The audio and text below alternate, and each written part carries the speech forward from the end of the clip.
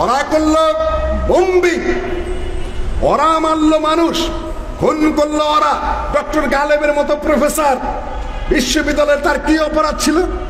সালাফি সাহেবের মতো আজকে সভাপতিত্ব করার কথা ছিল, বসে বসে সালাত আদায় করে এই ল্যাংরা মানুষটাকে কোটালি পাড়ায় যাবো মামার। এই মামলা কে দিল? সেই কোটালি পাড়ার থেকে নিয়ে একেবারে ফরিদপুরের জেলখানার থেকে নিয়ে, গোপালগঞ্জের জেলখানার থেকে দাঁড় করে রেখে ডান্ডা বেরিয়ে পড়ে এই প্রফেসর সাহেবকে আর এত বড় মুহাদ্দিসকে নওগাঁ পর্যন্ত নিয়ে দেওয়া হয়েছে। এটা তো আমাদের দেখা কথা, বুজুর্গিগিরি করলে চলবে না আমার সামনে।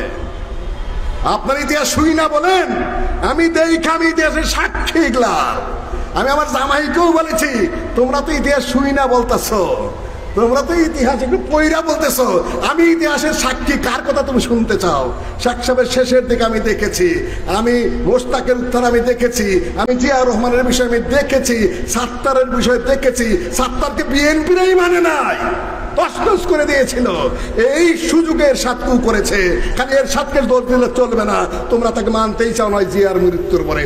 তারপরে কি করে বামেরা খালেদা জিয়ার মাথায় চেপে বসলো, আর ওদিকে শাহ আজিজ যেহেতু ডানপন্থী, তিনি কিভাবে জেলখানে আটকা থাকলেন, কি করে তারপরে বিএনপি আর বাম ব্লক থেকে বের এসে আসতে পারে নাই। ওই ইতিহাস তোমরা না বুঝলেও এটা আমার জানা আছে। তোমরা বলে তো হবে না। এখনো তারেক জিয়ার কথা কেউ মানে না, যতই ভালো কথা বলছে। বিসমিল্লাহির রহমানির রহিম এখনো তারেক জিয়া বলে, বিসমিল্লাহির রহমানির রহিম এখনো খালেদা জিয়া বলে। দেখেন বিএনপির কয়টা নেতা বিসমিল্লাহ বলে? বলতেই জানে, ওদের মুখে আসে না, খুব কম লোক। কাজে ওদিকের কথা ওরা মানছে না ঠিক মতো। ওরা বলয় পাকিয়ে নিয়েছে, এই বলয় থেকে আবার ডান বলকে পরিষ্কার ভাবে ফিরে আসতে হবে এই দেশ, মাটি এবং মানুষের দিকে তাকিয়ে। তারপরে আমরা এর সাথ দেখেছি, হাসিনার সাথে এর সাথে আপোষ দেখেছি।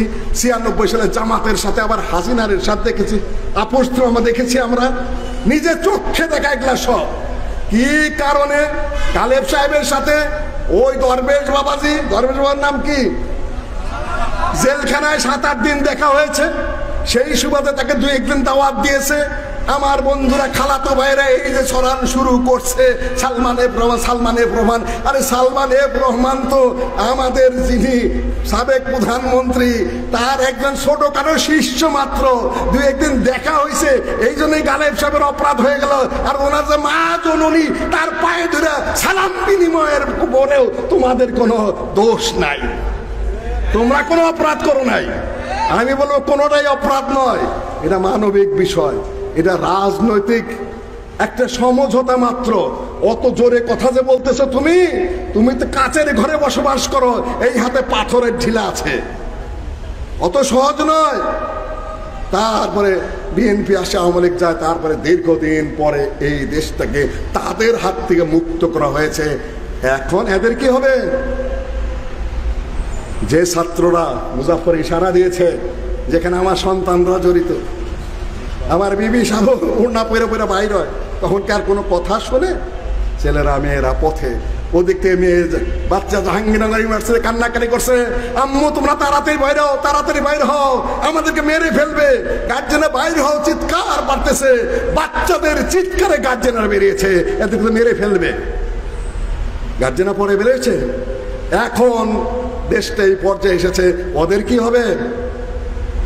ওই চিন্তা আর দেশের কেউ করবে না। সে আলামত নাই, সেই আলামত নাই।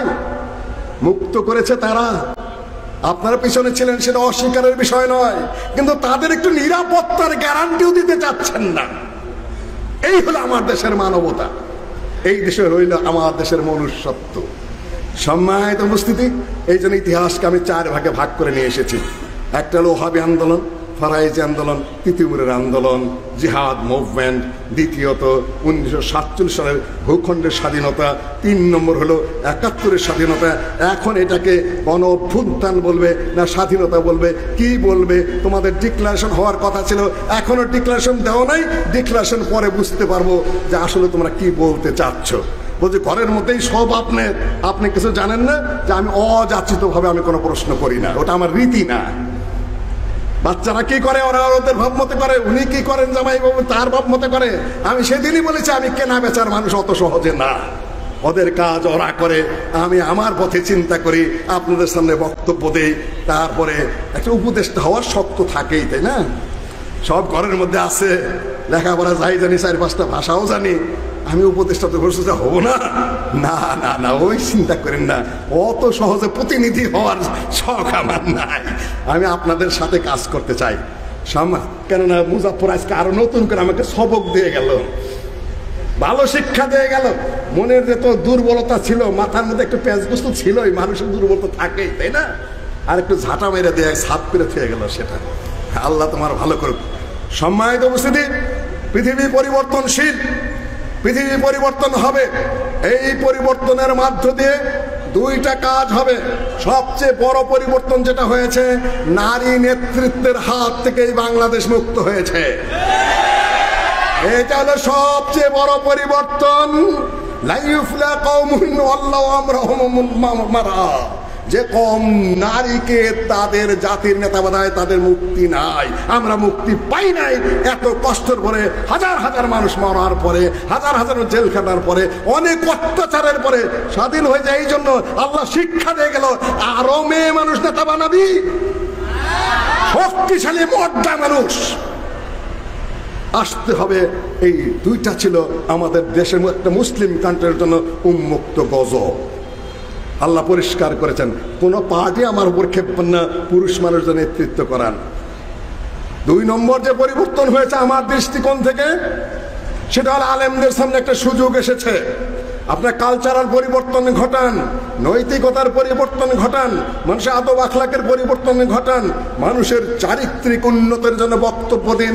শুধুমাত্র পলিটিক্যাল বক্তব্য নয়, কেন মুজাফফর ইশারা দিয়ে গেছে, প্রত্যেকটা বিভাগের প্রত্যেকটার মানুষের যে চরিত্র, যে উন্নত আদর্শ, সেটা আমি আগের সরকার আমলে খুব ভালো করেই দেখেছি। ডক্টর গালেবের মুক্তি আন্দোলনে ওই হাইকোর্টে যাওয়ার সুযোগ হয়েছে, সুপ্রিম কোর্টে যাওয়ার সুযোগ হয়েছে, থানায়ও যাওয়ার সুযোগ হয়েছে।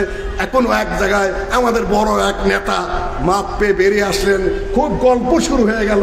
মাশাআল্লাহ, আমাদের নেতার চেহারার দিকে তাকাইয়া জজ সাহেব সন্তুষ্ট হইয়া সাথে সাথে জামিন দিয়ে দিলেন, খালাস দিয়ে দিলেন। আমার আরেক ভাই, যে ওই সময় আপনাদের এখনকার ইতিহাস কম, তখন কারো করুণ ইতিহাস আছে। হাফিজুর ভাই জয়পুর হাটে হার্টের রোগী পলায়া থেকে এই ঢাকার হাসপাতালের দরজায় মারা গেল। সেখানে আমাদের ভাইরা ওই জয়পুর হাটে নিয়ে রাস্তায় ফেলে আসলো। পথে যদি আমার পুলিশও ধরে, আহলে হাদিসের উপর দেয়া এই কয়েক বছর আগে যে অত্যাচার গেছে, আহলে হাদিসরা অত সহজে ভুলো না, ক্ষমা করো, কিন্তু ভুলে যেও না, ক্ষমা করো, ভুলে যেও না। সেই হাফিজুর ভাই তখন বলল, মসলিউদ্দিন ভাই, নেতার বুজুর্গি তো খুবই হলো, চেহারার দিকে তাকাইয়াই জজ সাহেব মাফ করে দিলেন, কিন্তু আমি যে রাত্রিবেলায় 25,000 টাকা জজ সাহেবকে দিয়ে আসলাম, এই হাকিকত আর কেউ জানে না, এই হাকিকত আর কেউ জানে না। আমার কানে কানে বলতেছে, বুজুর্গরা সব মিটিং এর মধ্যে গপ্প করতেছে, চেহারা দেখাই জজ সাহেব তাকে মুক্তির ঘোষণা দিয়ে দিলেন। সবাই তো জিন্দাবাদ বলে উঠলো। হাফিজুর ভাই আমার কানে কানে বলে, মসলিউদ্দিন ভাই, যেদিন জজ সাহেব সন্তুষ্ট ছেড়ে দিলেন, ওই আগের রাত্রে আমি নিজে হাতে 25,000 টাকা জজ সাহেবের হাতে ধরাই দিয়েছি। একেবারে এই নিজের কানে নিজের দেখা, এগুলা বিচারটা কিনতে হয়। সবাই ভালো মানুষ সব জায়গায়, এগুলা পরিবর্তন বিশাল আন্দোলন ছাড়া, বিশাল বিপ্লব ছাড়া সম্ভব নয়। এই কাজটাই এখন আলেমদের করা দরকার, উন্মুক্ত ভাবে, পরিচ্ছন্ন ভাবে, পরিষ্কার ভাবে। না হলে বোতল চেঞ্জ, মদ যা তাই। যারা আসবেন ক্ষমতায় সম্ভব আমরা বুঝতে পারছি, ওটা অনুমান করা যায়। আসুন, নীতি নিয়ে আসুন, আদর্শ নিয়ে আসুন, উন্নত চরিত্র নিয়ে আসুন, উন্নত আদব নিয়ে আসুন। আপনারা সংস্কার হয়ে, সংশোধন হয়ে ভালোভাবে আসুন। কোন দেশ এবং জাতি পরিবর্তন চাচ্ছে, পরিবর্তন হবে, ওইভাবে চলে আসুন। বক্তব্য শেষ করছি। হতাশার কিছু নেই, যেটা বলছে ছাই করে উড়িয়ে দিলেও কর্মে কর্মেই থাকে। আবার ফিরে আসবেন। যাদের আন্দোলনে আমি আঙ্গুল নাচে বলে যেতে চাই আপনাদের সামনে, যাদের মূল আন্দোলনে এই দেশ থেকে ব্রিটিশ সরে গেছে, যাদের মূল নেতৃত্বে 1947 সালে এই ভূখণ্ড স্বাধীন হয়েছে, তাদের হাতে এই দেশ আমার ফিরে আসবে ইনশাআল্লাহ। সবাই ফেল করবে দেশে, এটা আমার শেষ কথা বলে যাচ্ছি, এটা আমার মনে, মগজে, মাথায় এমন ভাবে চেপে বসেছে বহুত আগেই। কেউ বলে মসলিউদ্দিন গণতন্ত্র করে, কেউ বলে মসলিউদ্দিন এই করে, কেউ বলে মসলিউদ্দিন সেই করে, নানান কিছুই করে। কিন্তু মাথার মধ্যে যে ভূতটা, ভূত বলবো না, যে চিন্তাটা চেপে বসেছে, ফেল করা ছাত্র দেয়া বড় কিছু হবে না, অধিকাংশই ফেল নীতি নৈতিকতায়। ইসলামের ইসলাম নাই, যখন যে লঙ্কা যায় সেই রাক্ষসের ভূমিকা পালন করে। এখন এই পরিস্থিতিতে বড় বড় পোস্ট পজিশন গুলো কে দখল করেছে? যার জায়গায় অন্যের জন্য কেউ সাথ দিছে নাকি? আমার ঘরে তো ফাইল, যেহেতু জামাই ওই জায়গায় আছে, বাচ্চা আরেকজন সমন্বয়ক, সমন্বয়কদের গুরু জামাই আবার হলো কি উপদেষ্টা, একান্ত মানুষ ডক্টর সাহেবের, খালি ফাইল আর ফাইল। এখন আমার ঘরে অমুকে ভিসি হইতে চায়, অমুকে প্রভুসি হতে চায়, অমুকে রেজিস্ট্রার হতে চাইতেছে, অমুকে মাদ্রাসা বোর্ডের এই হইতে চাইতেছে। খালি দুইজনের ইশারা, একটু কাজ হয়ে আছে, খালি একটু জামাই বাবুকে বলে দিবেন, আর আপনার যে বাচ্চাটা সমন্বয়ক ওকে একটু বলে দিবেন, তাহলে আমার কিল্লাভ হবে।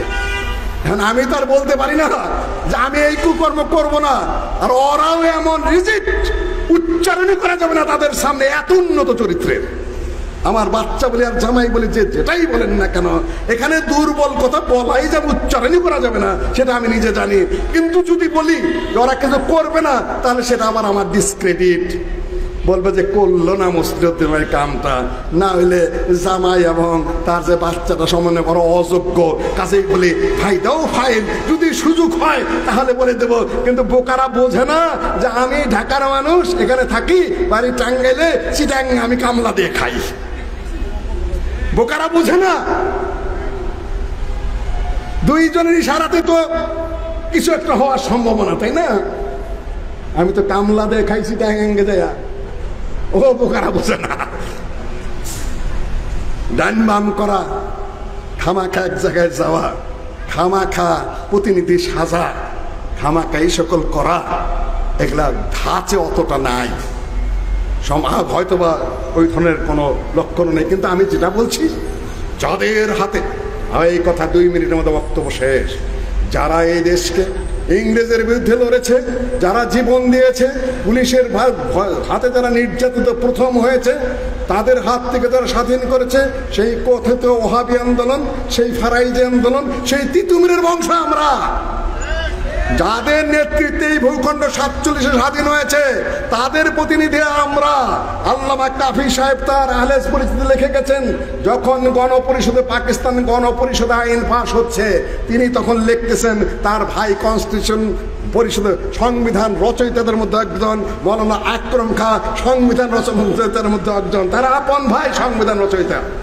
আকরম খাঁ সংবিধান রচয়িতা, আহলে হাদিস দুইজনই, পাকিস্তানের সংবিধান কমিটির সদস্য দুইজনই। তিনি লিখতেছেন, যখন গণপরিষদে এই নিয়ে আলোচনা হচ্ছে, তখন আমার রক্তক্ষরণ হচ্ছে, স্পষ্ট করছে না ইসলাম প্রতিষ্ঠিত হবে কি হবে না যদি আমরা খেলাফতের, নবুয়তের আদলে খেলাফত প্রতিষ্ঠা না করতে পারি। তাহলে আমাদের পূর্বপুরুষ যারা ব্রিটিশ বিরোধী এবং হিন্দুদের বিরুদ্ধে আন্দোলন করে রক্তক্ষয় করে এই দেশ স্বাধীন করেছে, তাদের সাথে বিশ্বাসঘাতকতা করা হবে। ইনশাআল্লাহ পৃথিবী পরিবর্তনশীল, যদি ধীর স্থির ভাবে এ দেশে আপনাদেরকে চাবে। তিনি আরো বলেছেন, এক কথায় বলে যাই, সংসদে 2-1টা আসন, 2-4টা প্লট পাওয়া, কিংবা 2-4টা সুযোগ সুবিধা পাওয়া, এইটার পিছনে মূলত আহলে হাদিস নেতৃবৃন্দ ঘোরে না। তারা চায় গোটা টোটাল পরিবর্তন, যেটা মুজাফফর বলেছে, এজন্য যদি নেতৃত্বের ভিখারি হতে হয়, ভিখারি হয়ে যাবে, কিন্তু ওইটুকুই লক্ষ্য না। কিন্তু ওখানে যেতে হয় আমাদের এখনকার বর্তমান প্রেক্ষাপটে নিরাপত্তার জন্য। যদি সিন্ডিকেট যেটা বলেছে, আমি তার বিরুদ্ধে লিখেছি, 105টা সিনেট সদস্য, ভুয়া কাজ হবে, 50-এর বেশি হওয়ার কোনো প্রয়োজনই নাই। সিনেট নির্বাচন হবে আনুপাতিক হারে। এই বাংলাদেশের 4 কোটি আহলে হাদিস থেকে থাকে, তারা যদি নীরবে খালি ভোটটা দিয়ে দেয়, তাহলে 4 ভাগের 1 ভাগ, 100-র 4 ভাগের 1 ভাগ কত? 25 না 20? 25টা কিংবা 20টা সিনেট সদস্য অটোমেটিক হয়ে আসবে। কিছুই করতে হবে না আপনার মাঠে। তবে হিংসুকরা ভোট না জায়েজ বলে অপরকে দিবে, আহলেজকে দিবে না, এটা আমি জানি, এটা তো আমি বুঝি না তা তো আর না। হিংসা এতই খারাপ জিনিস।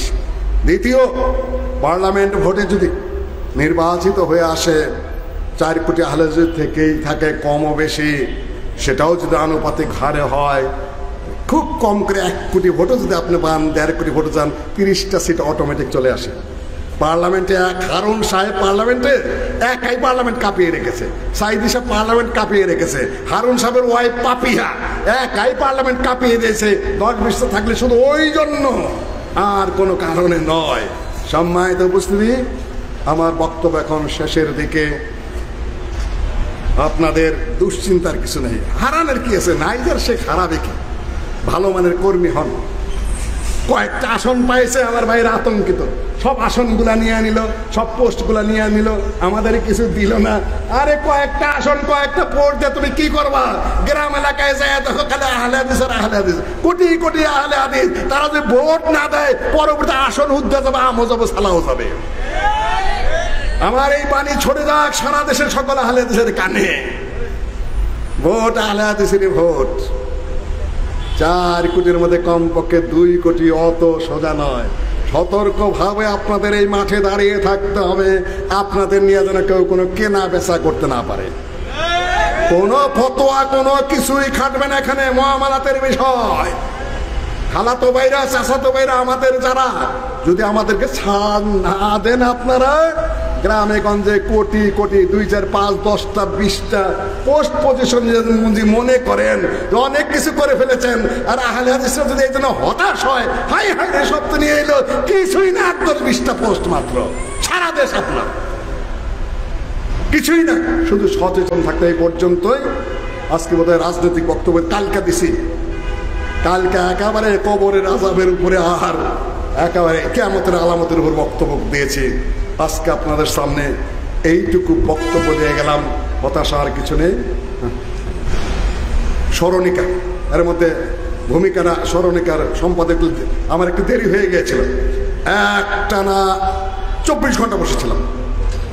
আগের দিন 6টায় বসেছি, সকাল 5:30টায় ফজর করেছি, 3 ঘন্টা ঘুমিয়েছি, তারপরে আবার বসেছি সন্ধ্যা 6টায় ফোরকান সাথে আর কামরুলকে নিয়ে একটানা কাজ করেছি। ভালো করে বুঝে উঠতে পারিনি আমি কি করেছি, আবার কারেকশন করা পুরাপুরি করে সারতে পারি নাই।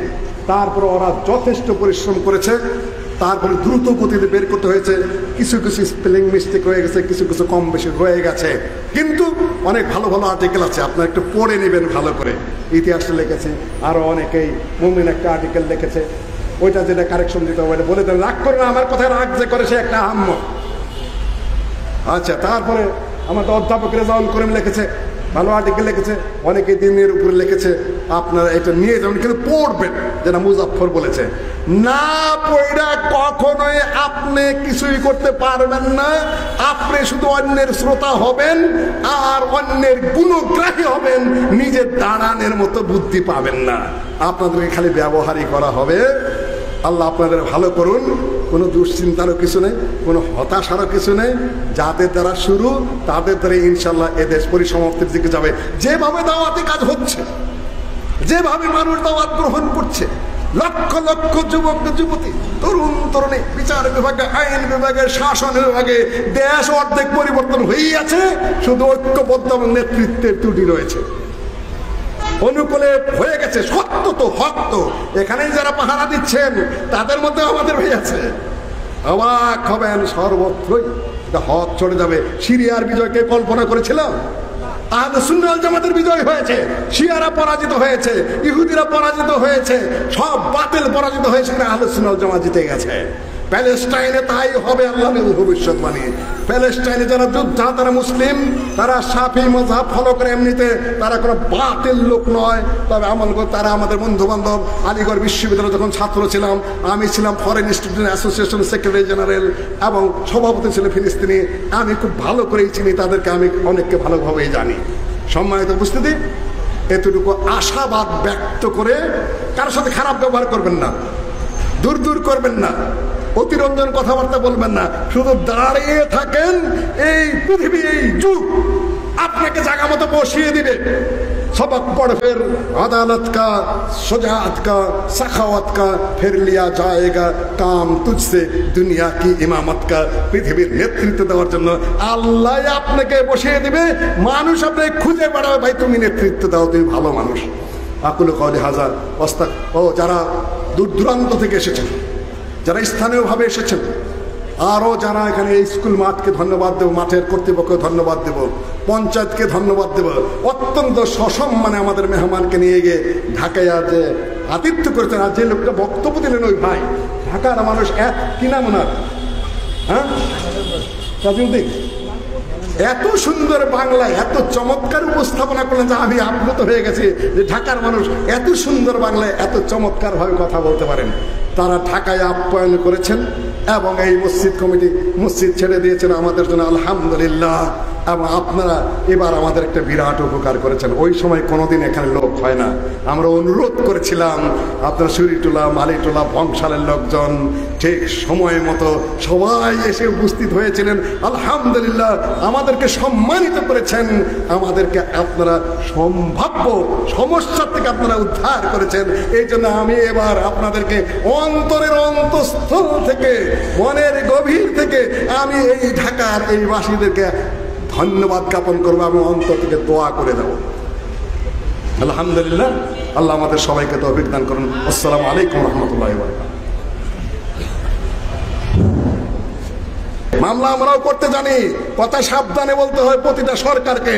আমি ছাড় দেওয়ার লোক না, আমি একতরফা কথা বলতে জানি না। আমি এটাও যেরকম আগে বলেছি, আমার বাচ্চা সমন্বয়ক জাহাঙ্গীরনগর বিশ্ববিদ্যালয়ের জাতিসংঘে তারই যাওয়ার কথা ছিল, যেহেতু সেই সরকারি বিশ্ববিদ্যালয়ের বেসরকারি বিশ্ববিদ্যালয়ে আমাদের একজন প্রতিনিধি লাগবে, কাজে তার বদলে অন্য গেছে। এখন আবার খুব শীঘ্রই কমনওয়েলথের যে মানবিক বিষয়, সেখানে খুব শীঘ্রই হয়তো আমার সেই বাচ্চা যাবে সে সম্মেলনে অংশগ্রহণ করার জন্য। আমার সমন্বয়কদের গুরু যাকে বলা হয়, এখন উপদেষ্টা, আমার আরেক মেয়ের জামাতা। আমি কয়েকদিন পলেছিলাম, এইটুকু আমার ক্রেডিট। কাজেই আমার আপনারা কি করবেন, কোন পদ্মে আমাকে ধরবেন। এর আগে ওই যে এদেরকে সংগ্রাম করেছি, ও নিজেই বলেছে মুজাফফর যে আমি মুজাফফরকে বলতাম বক্তব্য দিতে থাকো, ভুল হইলে হোক, আমি তো তোমার পরে আসি, সাইরা নিতে হয় কিংবা আমি সেরে নেব, তোমার বক্তব্য তুমি দিয়ে যাও, শাস্তি গেলে আমার উপরটা যাবে, তুমি কথা বলা শিখো। স্বীকার করেছে, এই জন্য তাকে ধন্যবাদ। সেদিন সিরাজগঞ্জে বক্তব্য দিলাম, পাশে বসা আছে সিরাজগঞ্জের দায়িত্বশীল কি আন্দোলনের লম্বাদারিয়ালা মর্তুজা, পাশে বসা ছিল। কয়েকটা কথা বলার পরে বললাম, এ তো আন্দোলন করে, আঙ্গুল দিয়ে দেখাই বললাম, একটাও স্বীকার করবে না আমি তার জন্য কি করেছি। ও একটু ইশারা দিয়ে গেছে। মানুষ কতটা নিমুখ খারাপ হতে পারে, আল্লাহ মাফ করুক। এই সকল ধর্মীয় মঞ্চে নাট্যকারদেরকে আল্লাহ মাফ করুক, ক্ষমা করুক, আল্লাহ 100 বার ক্ষমা করুক। সম্মানিত উপস্থিতি, আমি সোজা বলতে চাই, যখন ওই সময় বোমা মারা হলো 64টা জেলায়, তখন যারা বোমা মেরেছে তাদের শিক্ষাগত যোগ্যতা নিয়ে ইশারা করেছে মুজাফফর, তাদের কোনো জ্ঞান নাই, কে তাদেরকে এই পথে নামিয়েছিল তাও আমরা জানি না। কিন্তু তাদের মধ্যে আহলে হাদিসের ছেলেরা কিছু ছিল, হানাফিরাও ছিল, আফগানপন্থীরাও ছিল, সবাই ছিল, কিন্তু দোষটা ঘুরে চাপাই দিল কেন আহলে হাদিসের উপরে রয়েছে, তাই না? ওরা বুঝতে পেরেছে যে গোয়েন্দার উপর তাও গোয়েন্দা আছে, দুই কান্দের ফেরেশতাও গোয়েন্দা, আল্লাহর কিতাব আল্লাহ দেখতে পারছে। এই বুদ্ধিটা বোধহয় তাদের এখন হয়েছে কিছুটা, তাই না? কাজে এই গোয়েন্দাদের উপস্থিতি হয়তো খুব কম হয়ে গেছে। গোয়েন্দাগিরি করতে পারেন না আপনি ভারতের সাথে, গোয়েন্দাগিরি করতে পারেন না আপনি চীনের সাথে, গোয়েন্দাগিরি করতে পারেন না আপনি আমেরিকার সাথে, গোয়েন্দাগিরি করতে পারেন না আপনি রাশিয়ার সাথে, আপনি সিআইএর সাথে পারেন না, আপনি কেজিবির সাথে পারেন না, আপনি রর সাথে পারেন না, আপনি খালি মসজিদের ইমাম আর মাদ্রাসার হুজুরের বিরুদ্ধে পারেন, তাই না? সম্মানিত উপস্থিতি, বহুত করেছেন, খুবই নিকৃষ্ট মানের কাজ করেছেন এগুলা। দেশের মানুষ, দেশের নাগরিক, আপনি তার বিরুদ্ধে গোয়েন্দাগিরি করেন, মামলা দেন, ধৈরা নেমো, দেখা করেন, এই সকল শয়তানি বান্দরামি ফাত্রামি আমাদের পয়সাতে যথেষ্ট করেছেন, যেগুলোর প্রয়োজন ছিল না। এগুলা নয়, ক্রাইম যে করবে তার পিছনে লাগেন, নিরাপত্তা দেন। শিখেছেন কোথায় এই সকল শয়তানি? সেদিন পিনাকি ভট্টাচার্য ফ্রান্স থেকে বলছিল সর্বপ্রথম পুলিশ এবং গোয়েন্দারা কাদের বিরুদ্ধে লেগেছিল? ব্রিটিশের বিরুদ্ধে যারা যুদ্ধ করে, ব্রিটিশের বিরুদ্ধে যারা বাহিনী কায়েম করেছিল, পতিত ওহাবি এবং আহলাসের বিরুদ্ধে প্রথম তারা এই শয়তানি গোয়েন্দাগিরি শুরু করেছিল, ব্রিটিশের দালালি করতে দেয়া। আর আমাদের দেশের ইমামদের বিরুদ্ধে, হুজুরদের বিরুদ্ধে যারা গোয়েন্দাগিরি করে, তারা কাদের পক্ষে? দেশের পক্ষে গোয়েন্দাগিরি করে। অন্যান্য দেশের শয়তানদের চর হয়ে তারা গোয়েন্দাগিরি করে। আমি অনুরোধ করব, দেশের পয়সা খেয়ে দেশের নাগরিকদের বিরুদ্ধে শয়তানি করবেন না, আল্লাহর বিচার এসে যায়। সম্মানিত উপস্থিতি, তারাও যদি এসে থাকেন, শুদ্ধ কথা লিখবেন, সৎ কথা লিখবেন, ভালো কথা লিখবেন, মিথ্যাচার করবেন না, প্রতারণা করবেন না। ভাতের হোটেল আর যেন এই দেশে না খোলা হয়। সম্মানিত উপস্থিতি, দুই তিনটা কথা বলে আমার বক্তব্য শেষ। যা লেখার আমি আর্টিকেলে লিখেছি। আজকে কত নম্বর স্বাধীনতা চলছে? কত নম্বর? এখানে ইতিহাসের ভুল আছে। প্রথম স্বাধীনতা যেটা আহলে হাদিসরা করেছিল আন্দোলন, ব্রিটিশের বিরুদ্ধে এবং ইংরেজদের বিরুদ্ধে, শিখদের বিরুদ্ধে, হিন্দুদের বিরুদ্ধে, সর্বভারতীয় ওহাবি নামে যে আন্দোলন, শত শত থিসিস, শত শত বই পুস্তক, ইংরেজিতে, বাংলায়, উর্দুতে, ফার্সিতে, বহু ভাষায় তার গবেষণা হয়েছে। এবং সেই মুজাহিদদের সর্বব্যাপী আক্রমণে ইংরেজরা তছনছ হয়ে গিয়ে আত্মসমর্পণের পথ খুঁজতেছিল, এমনি যায় নাই। সেই হলো প্রথম স্বাধীনতার সূচনা। তারা কারা? না আমার বলতে চাই না আমি। ইউনিভার্সিটির ছাত্ররা সুজানে, মাস্টারদের সূর্য সেন, আর একটা বেটি কারা? কি ওদ্দেদার, ডার্ক হর্স। কেউ চিনে না সেগুলাকে। ওগুলা না ওরা আলোচনা করে কোন কোন জায়গায় চিটাঙ্গে কি করেছিল। আল্লামা ইকবালের নামে হল সেটা বদলিয়ে ফেলেছে, পদের নাম দিয়ে দিয়েছে, জিন্না হল বদলিয়ে দিয়েছে। সেটা আবার আরেকজনের নাম বসিয়েছে। যে ভূখণ্ডটার উপর আমি বসবাস করছি, এটা নেতৃত্ব কে দিয়েছে? ব্রিটিশ পালানের পথ পাইল না, আহলে হাদিসের আক্রমণ। তারপরে পলিটিক্যাল আন্দোলন, রাজনৈতিক আন্দোলন। নেতা তুমি মোমেন, তুমি বোধহয় একটু তোমার ইতিহাসের একটু ত্রুটি আছে। কিছু মনে করে আমি এইভাবে কথা বলি। 1941 সাল থেকে 1951 সাল পর্যন্ত মৌলানা আকরম খাঁ এই পূর্ববঙ্গের মুসলিম লীগের সভাপতি। তুমি লিখেছ অন্যতম নেতা।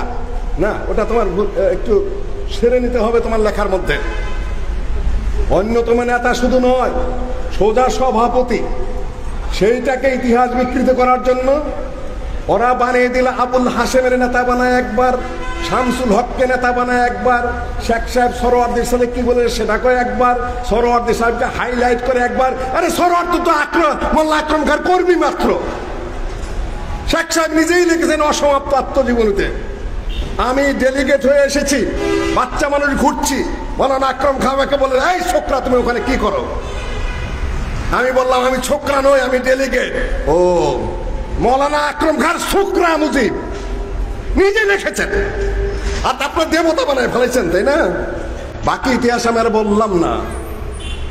আর সেই নেতৃত্বে ভূখণ্ড 1947 সালে স্বাধীন। তার মূল নেতাকে আল্লামা ইকবালের 2 নেশন থিওরি। ভারত উপমহাদেশে 2টা জাতি আছে, হিন্দু এবং মুসলিম। মুসলিমদেরকে আলাদা ভূখণ্ড দিতে হবে, স্বাধীন ভূখণ্ডে মুসলিমরা বসবাস করবে। তার উপরে ভিত্তি করে 1940-এর Lahore resolution, no constitutional plan. প্রশাসনের ভাইরা আপনারা একটু শুনে যান। No constitutional plan would be workable in this country or acceptable to the Muslims unless it is designed on the following basic principles. Sheshe Jaya, the areas in which Muslims are numerically in a majority, that the western, northwestern and northeastern zones of India in which Muslims are numerically in a majority should be grouped to constitute independent states in which the constituent shall be autonomous and sovereign. কয়েক মিনিটে বক্তৃতা শেষ করব। ভারতের উত্তর পূর্ব অঞ্চল, ভারতের উত্তর পশ্চিম অঞ্চল যেখানে মুসলিমরা সংখ্যাগরিষ্ঠ আছে, সেই এলাকাগুলোকে স্বাধীন করে দিতে হবে মুসলিমদের জন্য। পূর্বটা হলো পূর্ব পাকিস্তান, পশ্চিমেরটা কি পশ্চিম পাকিস্তান। কিসের উপর ভিত্তি করে আপনি এই স্বাধীন ভূখণ্ডে দাঁড়িয়ে আছেন, তার তত্ত্বটা কি? আজকে যদি এই ভূখণ্ডে মুসলমানরা সংখ্যাগরিষ্ঠ না হতো, তাহলে আপনারা স্বাধীন দেশ হতেন কিনা? প্রশ্নের জবাব দেন, সোজা জবাব। এই যুগে আপনাদেরকে এমন গোবর খাওয়াইছে, এমন গু খাওয়াইছে, মাথা এমন ভাবে নষ্ট করেছে। ইতিহাস কেউ মাজার থেকে শুরু করেছে, কেউ হাঁটুর থেকে শুরু করেছে, মাথার থেকে কেউ শুরু করতে চায় না। কেন? আহলে হাদিসের অবদান। 47-এর স্বাধীনতা আন্দোলন আকরাম খান আহলে হাদিস নেতা, এখানকার সভাপতি, তিনি পদত্যাগ করার পরে আরেক আহলে হাদিস কাফি সাহেবের বড় ভাই আল্লামা আব্দুল্লাহ আল বাকি। আর আপনি ইতিহাস শোনান, কোথাকার সলিমুদ্দিন কলিমুদ্দিন ইতিহাস শোনান। 52 সাল থেকে ইতিহাস শুরু করেন, 47 ইতিহাস যাবে কোথায়? 47 যদি আপনি স্বাধীন ভূখণ্ড না পেয়ে থাকেন, 52-এর ভাষা আন্দোলন কোথায় পাবেন আপনি? 71-এর যে আন্দোলন, সেটা কোন ভূখণ্ডে? এই ভূখণ্ডে। সেটা হচ্ছে আল্লামা ইকবালের চিন্তা, মোহাম্মদ আলী জিন্নার নেতৃত্ব, তারপরে মৌলানা আকরম খান নেতৃত্ব, আব্দুল্লাহ আল বাকির নেতৃত্ব। যদি এই 47 এই ভূখণ্ড স্বাধীন না হতো, 71 সালে আপনি কোন ভূখণ্ডে যুদ্ধ করতেন? বেওকুফ বানাইতে চান? বাঙ্গালকে হাইকোর্ট দেখেন, ইতিহাস জায়গা থেকে শুরু করেন। এখানে যখন তারপরে কটা গেল?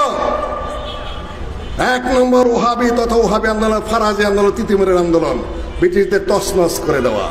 2 নম্বর 1947-এ এই ভূখণ্ড ভারত থেকে ইংরেজদের এবং হিন্দুদের দেখছে স্বাধীন করা। সেটা হলো মূল স্বাধীনতা। এই স্বাধীন ভূখণ্ডটুকু আমরা পেয়েছি। 71-এ হলো পশ্চিম পাকিস্তানের অত্যাচার এবং জুলুমের বিরুদ্ধে রক্তক্ষয়ী সংঘর্ষের পরে আমরা এই ভূখণ্ডটাকে তাদের থেকে আলাদা করেছি। সেই ভূখণ্ড পূর্ব পাকিস্তানের যে মানচিত্র, সেই একই মানচিত্র। মানুষ বদলেছে, যে মানুষ সেই মানুষ, যে ভূখণ্ড সেই ভূখণ্ড। মুসলিম সংখ্যাগরিষ্ঠ সুতরাং এই ভূখণ্ডটুকু আমাদের।